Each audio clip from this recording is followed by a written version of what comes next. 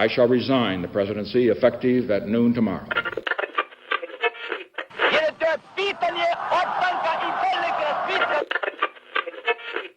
Sejam todos muito bem-vindos a mais um episódio de Mundo de História. E no episódio de hoje eu vou levar vocês lá para a Ásia, mais precisamente para o Raj britânico do século XIX, para batermos um papo sobre a revolta dos cipaios, ou, como eu vou explicar mais para frente, a primeira guerra de independência indiana. No episódio de hoje, então, eu vou abordar como a situação chegou no conflito e das consequências desse conflito para a Índia, ou para o Raj britânico. Então vamos lá entender um pouco mais sobre um dos momentos mais marcantes da história colonial britânica. Para iniciarmos a discussão, tenho que ressaltar que durante o século XIX, nem toda a Índia, que nós conhecemos hoje, era ocupada diretamente pelo Reino Unido. Por quê? O que nós conhecemos como Índia era composto de diversos pequenos principados, pequenos reinos, que o Reino Unido exercia influência indiretamente, a certo ponto. Ele não ocupava aquele território. Uma parte era de fato ocupada pela Companhia das Índias, mas muitos reinos eram apenas reinos fantoches, quase, ou reinos subordinados à coroa, que a meados do século XIX passa para a famosa Rainha Vitória. Mas não quer dizer que não existia uma ocupação britânica. Essa ocupação se dava pela existência de tropas, de exércitos britânicos compostos por indianos. Eu vou chamar aqui de indianos, mas eram povos de diversas culturas. E esses soldados indianos, os não britânicos que serviam, eram chamados de cipaios. E eles tinham, inicialmente, seus costumes respeitados, mantinham sua identidade cultural. Porém, a partir da década de 1820, o Reino Unido começou a iniciar algumas reformas que visavam que os britânicos tivessem o maior controle das tropas, fim de privilégios de caças e benefícios financeiros. O que já gerou um certo descontentamento dos indianos no meio dos soldados, mas também na população. A população via uma espécie de ocidentalização da Índia, dos seus reinos, o que era nem um pouco do agrado dos povos que lá ocupavam. Ao mesmo tempo, a região de Awadh, peço perdão pela pronúncia, não sei ao certo como se pronuncia, mas escreve Awadh. Essa região foi anexada pelo Reino Unido. Essa ação foi considerada pelos cipaios como um ato de traição, porque prejudicava a autonomia local e prestígio da região e de seus líderes, que foram subordinados à Rainha Vitória, que foram subordinados ao governo britânico, e o líder local foi exilado, e fazia os cipaios, os indianos, acreditarem que não era possível confiar no Reino Unido. Então nós temos aí mais um momento de tensão, mais uma causa de tensão. Ao mesmo tempo, existia uma grande presença de missionários na região. E isso é muito importante. Porque o estopim para o início da rebelião, ou para o início das rebeliões que se tornaram a revolta, foi um boato de que os novos cartuchos de munição, onde vinha pólvora, eram untados com gordura bovina ou gordura suína. E qual o problema? A Índia, o Raj britânico, melhor dizendo, era composto por duas religiões majoritárias, o hinduísmo e a religião muçulmana, o Islã. Para os hindus, a vaca é o ser sagrado. Então eles não poderiam se utilizar desse produto feito com sebo bovino. E para os muçulmanos, o porco é um animal sujo, animal impuro. Não poderiam arrancar com a boca um papel que foi bem untado com gordura suína. Essa questão gerou uma grande polêmica. Era um boato. Há discussões se era ou não uma realidade. Mas o fato é que o mero boato levou aos soldados, aos cipais, acreditarem que havia todo um plano britânico de forçar uma conversão dos soldados ao cristianismo. Para vocês terem uma noção de quão grande foi o impacto, a produção de cartuchos foi paralisada para garantir que o buraco fosse suprimido. Mas o medo e a desconfiança eram fortes demais. Tanto que em 29 de março de 1857, o cipaio Mangal Pandi, abriu fogo contra o oficial britânico e, ao receber, e seus subordinados, ao receberem ordem de prisão, os cipaios no caso, protegeram o Mangal. Todos os soldados foram presos e enforcados. Em abril, novamente os soldados realizaram uma ação, dessa vez não violenta, mas se recusaram a usar os cartuchos. Foram punidos severamente com prisão. Insatisfação junta violência, junta uma punição exagerada, uma punição violenta em excesso. No dia 10 de maio, a revolta teve início quando os cipaios assassinaram seus oficiais britânicos e marcharam para Delhi, ocupando a região. Ocupação essa que veio acompanhada da declaração que Bahadur Shah II seria o novo imperador de Delhi.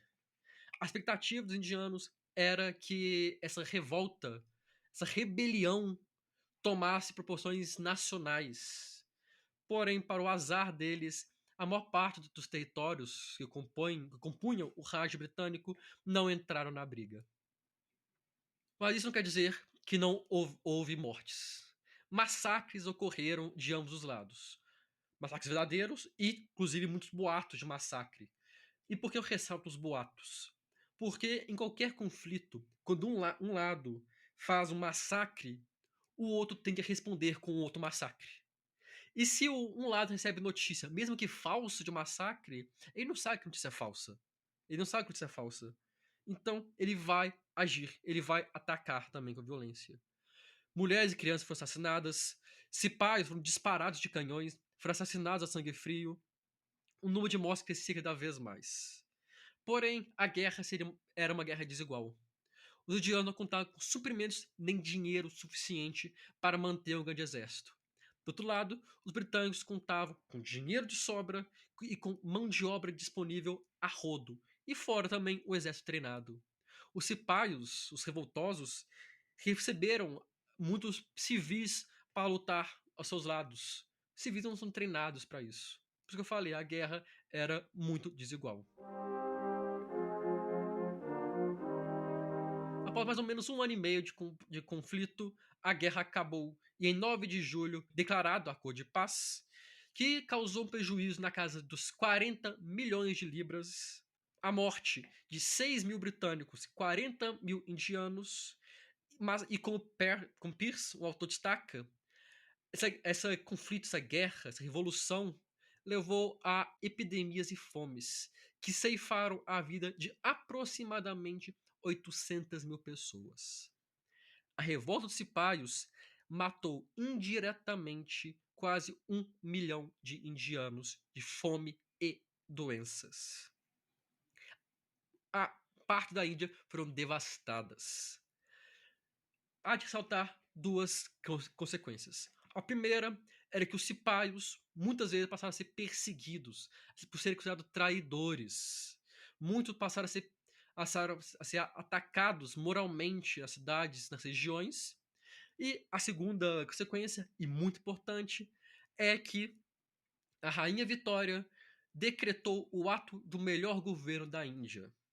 Ato esse que determinava que os estados indianos passassem ao domínio e administração direta da coroa britânica. Na prática, a Companhia das Índias Orientais, um órgão ou uma empresa britânica responsável por administrar o Raj britânico, chegava ao seu fim. Ela demoraria mais algumas décadas, cerca de 2 décadas, para ser oficialmente finalizada, mas o ato do melhor governo da Rainha Vitória deixava claro que a companhia iria acabar, que o domínio do Raj estaria efetivamente na mão da monarca e do parlamento britânico. Para finalizar esse episódio, quero propor um pequeno debate sobre o poder das palavras. Muitas pessoas falam que as palavras podem machucar, de fato podem, mas as palavras também podem e constantemente, não sempre, demonstrar uma visão de mundo, uma visão política.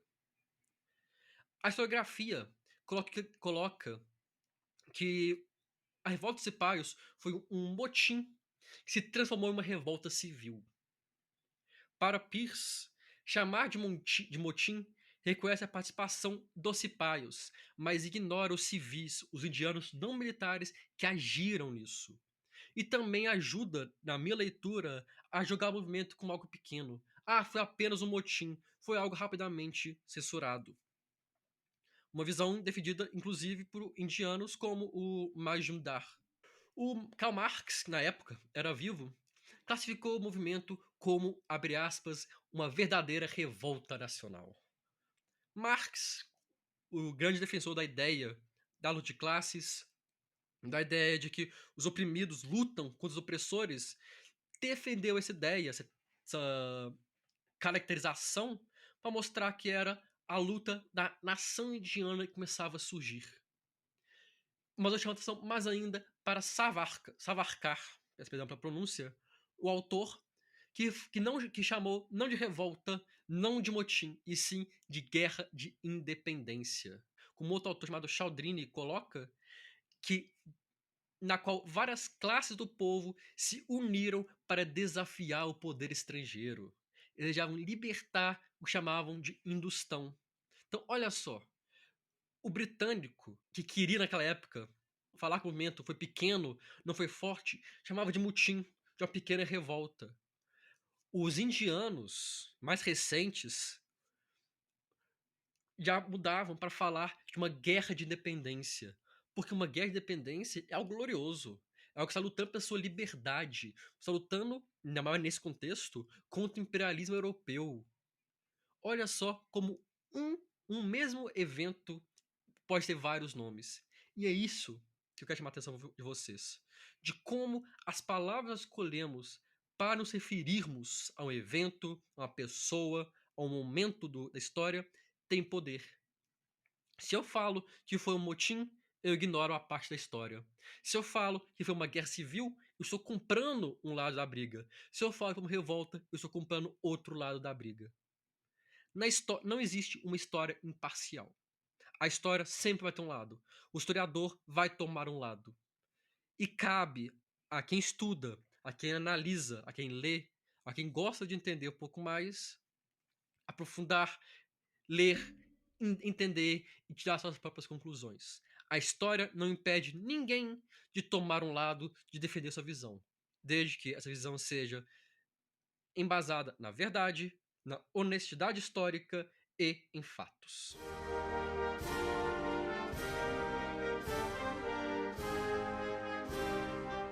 Eu agradeço a todo mundo que escutou. Convido vocês que nos escutam a nos seguir nas redes sociais: Instagram, Twitter e Facebook.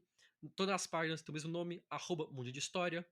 Por lá você estará sempre por dentro de novas publicações de episódios ou outras postagens interessantes que ocorrem de vez em quando.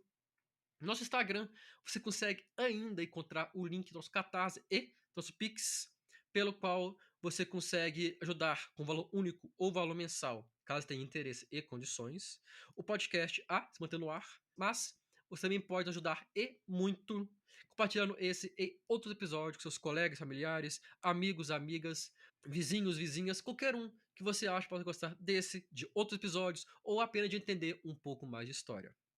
No mais, eu agradeço a todo mundo que escutou por estar aqui e vejo todos vocês na próxima semana. Um grande abraço e até lá!